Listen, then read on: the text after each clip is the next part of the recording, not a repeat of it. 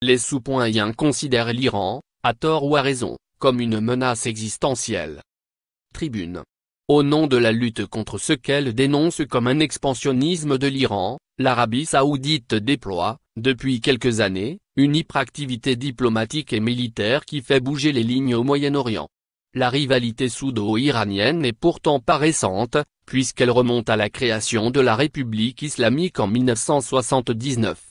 Cette dernière prétend incarner un modèle d'islam révolutionnaire et républicain aux antipodes du modèle conservateur et monarchique de Riyad. Si le conflit entre Riyad et Téhéran est essentiellement politique, il a peu à peu pris des accents confessionnels, chaque camp mobilisant ses coreligionnaires sunnites ou chiites pour contrer les ambitions de l'autre. Pour les Saoudiens, il en va de la survie du royaume face à ce qu'ils considèrent, à tort ou à raison, comme une menace existentielle.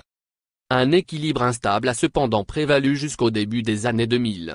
Le conflit était alors avant tout une guerre des prosélytismes, chaque parti redoublant d'efforts pour exporter son islam et faire pièce à l'influence religieuse de l'autre.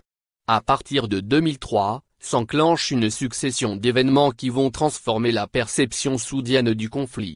C'est d'abord la chute de Saddam Hussein, qui ouvre la voie à l'expansion de l'influence iranienne en Irak. C'est ensuite la victoire proclamée du Hezbollah contre Israël lors de la guerre de l'été 2006, qui vaut au mouvement une popularité croissante dans les opinions publiques arabes et accompagne son influence grandissante dans la vie politique libanaise. C'est encore le déclenchement au Yémen, en 2004, de l'insurrection Houthi, que les Saoudiens décrivent d'emblée, et, à cette époque au moins, contre toute vraisemblance, comme téléguidée par Téhéran. Lorsque débute la dynamique des printemps arabes, l'une des principales inquiétudes de l'Arabie est que l'Iran puisse en tirer